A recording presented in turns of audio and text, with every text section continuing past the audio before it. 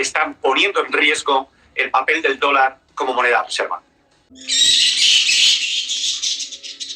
Seguimos analizando las consecuencias de todas estas medidas de última hora y, sobre todo, cuál está siendo la reacción del mercado. Saludamos en directo este lunes a José Luis Cava. José Luis, buenas tardes. Hola, ¿qué tal? Muy buenas tardes. Una de las reacciones que estamos viendo, José Luis, es ese movimiento en las primas de riesgo europeas. Veníamos ya pendientes de ellas en las últimas semanas, pero parece que esta guerra está terminando de alterar el comportamiento. ¿Por qué estamos viendo estas primas de riesgo europeas disparadas? Hay que andarse con cuidado, efectivamente. Se han disparado las primas de riesgo en Europa. Cuando hablamos de primas de riesgo, lo que queremos decir, en pocas palabras, es que hay estrés financiero en los mercados europeos y que se han incrementado el nivel de los tipos de los eurodólares. Esto lo que hace es que dificulta la financiación. ¿De acuerdo? Para responder a tu pregunta, tenemos que tener en cuenta dos hechos. Primero, la economía de Rusia es una economía, como sabemos, militar, pero también es una economía que se basa en la exportación de energía y en la exportación de materias primas. De tal manera que cuando Rusia exporta, se dirige hacia Rusia un flujo de dinero que va en dólares. De tal manera que Rusia tiene un exceso de dólares. Para saber lo que está haciendo Rusia con esos dólares que fluyen hacia ella como consecuencia de las ventas de energía y commodities, tenemos que fijarnos en el balance del Banco Central ruso. En el activo del balance del Banco Central ruso hay dos partidas muy importantes. Una que son las reservas líquidas, que son las típicas monedas de reserva que tienen los bancos centrales, tendrá euros, tendrá yuanes, todo este tipo de monedas consideradas de reserva. El volumen que tiene el Banco Central ruso, según su balance, en este tipo de reservas líquidas es de 1 billón, ¿de acuerdo? Y la otra partida más importante todavía desde un punto de vista cuantitativo es el oro. Vamos a fijarnos en la primera de ellas. Vamos a fijarnos en las reservas líquidas del billón que tiene el Banco Central ruso. Aproximadamente 0,3 billones son operaciones de intercambio de divisas. Es lo que se conoce en los mercados financieros como swap, ¿de acuerdo? Y 0,7 son depósitos de dólares que tiene el Banco Central ruso en Europa, ¿de acuerdo? Ahora, como consecuencia de las sanciones que van a aplicar los países occidentales, es lógico que los rusos les han bloqueado los dólares. Y lo lógico es que no envíen nuevos dólares a la eurozona o a Europa. Esa falta de dólares procedentes de Rusia es lo que está provocando el incremento de las primas de riesgo. Por lo tanto, el sistema de la Reserva Federal, y aquí viene lo importante, se va a ver obligado a imprimir dinero, a imprimir mucho dinero, para enviar dólares a Europa. La forma en que lo van a tener que hacer será vía swap, es decir, vía intercambio de monedas. Lo mismo que sucedió cuando el COVID-19. Fijémonos ahora en Rusia, es muy importante. Rusia ahora mismo necesita dólares, probablemente confiscará las cuentas en divisas que tengan los rusos. Y ya saben ustedes que ha obligado a las empresas exportadoras rusas a entregar el 80% de las divisas que obtengan al Banco Central ruso. Rusia necesita dólares para comprar los productos básicos que su población necesita. ¿De acuerdo? ¿De dónde va a sacar los dólares? Vamos al oro. Rusia tiene más de 1 billón de dólares en oro. Eso según el balance del Banco Central ruso.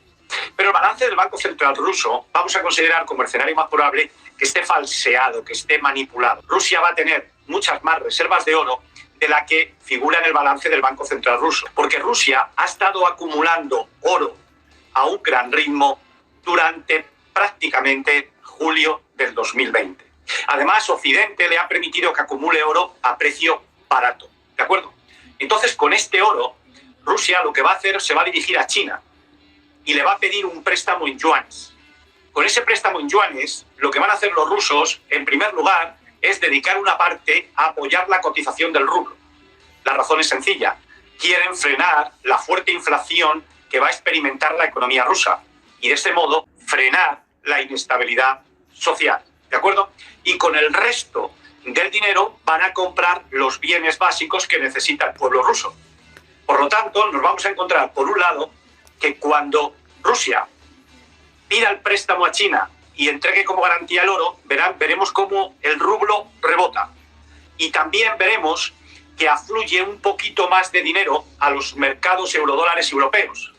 Pero aún así, fluirá ese dinero que traerán a Europa los proveedores de bienes y servicios de Rusia, pero aún así seguirá faltando dinero en Europa, de tal manera que el sistema de la Reserva Federal va a tener que imprimir dinero para mandarlo a los mercados financieros europeos.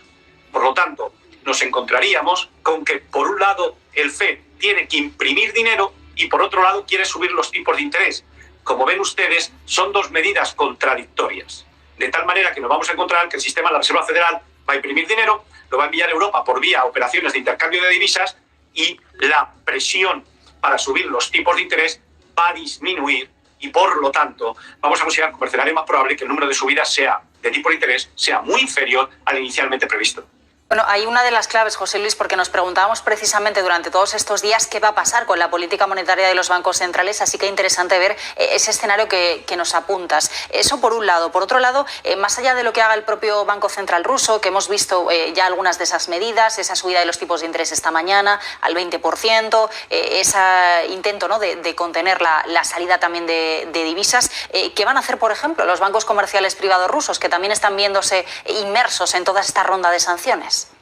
Nada, a los bancos comerciales privados rusos no les queda otra opción que apuntarse al sistema de pagos chino, que ofrece la posibilidad de realizar compensación y liquidación de operaciones. Es esta la razón por la que la bolsa china hemos visto subir con fuerza a 2 o 3 empresas que están ligadas al sistema de pagos chinos.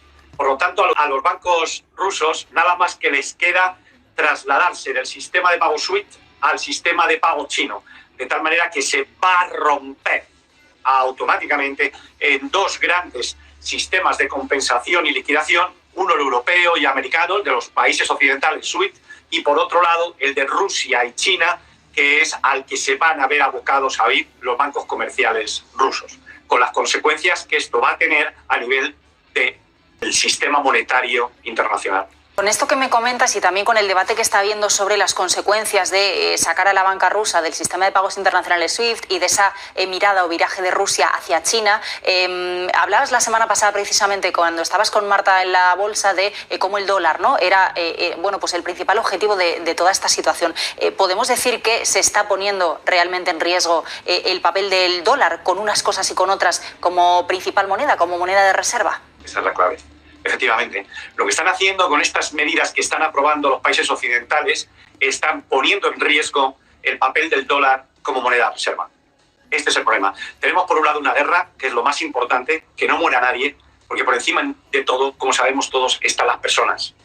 Pero si prescindiéramos de esa guerra, que nosotros estamos en una variable secundaria, que es el mercado financiero, aquí hay un objetivo claro: destruir al dólar. Ese es el objetivo. Y hoy Europa... Yo estoy de acuerdo con que habría que hacer las medidas estas, porque tarde o temprano el ataque al dólar está ya muy diseñado. Es evidente que la posición que tiene ahora mismo el dólar es muy delicada y, sobre todo, el FED tiene una posición muy vulnerable. Esta es la razón por la que a mí me molestaba tanto la prepotencia y la altanería y la arrogancia de Bullard. Era un vocero del FED. Pero, hombre, ¿no eras consciente de la liada? Si soy yo aquí en Madrid lo estoy viendo. Tú, con el conocimiento que tienes, lo tienes que saber mucho mejor. El FED tiene una posición muy vulnerable y el dólar está en peligro, como moneda de reserva mundial. Si miramos ya a la renta variable, a puntito de abrir sus puertas Wall Street, José Luis, llama la atención que la línea de cuello del Standard & Poor's 500 no se ha perforado a pesar de lo que estamos viendo. Cuéntanos, porque la semana pasada nos dabas varias claves, varias cifras en concreto que teníamos que vigilar. ¿Qué es lo que ha pasado? ¿Por qué? Nada. Bueno, vamos a dejarlo claro. Si me permites, yo en este caso concreto, en mi canal de YouTube, yo ponía un titular: este es un mercado de opciones put. Yo no quiero ser pesado con todos ustedes hablando de las opciones put otra vez, pero esto es un mercado de opciones put. La realidad en las bolsas es que la gente está cubierta. Está cubierta. Todo el mundo lo veía venir y están cubiertos. Entonces, claro, ¿qué pasa esta mañana? Pues debemos fijarnos que en un momento tan excepcional como este, en un momento tan dramático como este, en el que resultaría lógico pensar que los niveles técnicos no deberían funcionar, nos estamos encontrando que en pleno conflicto los niveles técnicos de soporte del SP500 están funcionando. Esto es espectacular. De tal manera que anoche vimos, cuando abren los mercados por la noche, estaba yo en mi casa viendo cómo abría el SP500 y llegó al 4.260, yo lo retuiteé y dije, ojito, que rebota en el 4.260. Y funcionó el soporte. Ahora a corto plazo lo más probable es que, bueno, primero hay que dejar constancia el hecho claro. La zona de soportes ha funcionado frente a toda esta corte de bajistas que nada más que hacen meternos miedo con la literatura de toda la vida. Esto ya lo sabemos. Ya sabemos que a largo plazo los mercados son vulnerables, hombre, pero si está clarísimo, no nos metáis miedo. Pero a corto plazo no. A corto plazo no. Vamos a fijarnos a corto plazo en el soporte de la zona 4.260 y en la resistencia de la zona 4.400. Yo creo que a corto plazo el SP500 se va a mover entre 4.260 y 4.400. Como nosotros los especuladores no somos adivinos, tenemos que estar preparados para la acción, no para el análisis. Para la acción hay que fijarse en el 4.260. Si el SP500 perfora el 4.260, muy probablemente se irá al 4.050. De momento no lo ha perforado. Fíjese usted que lo están sujetando. Y a mí me da la sensación de que todas estas élites cuyos intereses económicos se han alineado con los intereses de China, yo creo que no les interesa mucho que el SP500 se hunda. Ya lo comentamos el otro día en la Bolsa de Madrid con Marta y dijimos que esta es una guerra de economía y todos quieren repartirse el pastel, pero no hundir el sistema económico.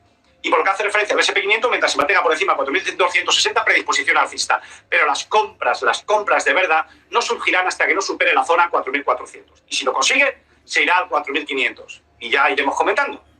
Pues José Luis, como siempre, muchísimas gracias.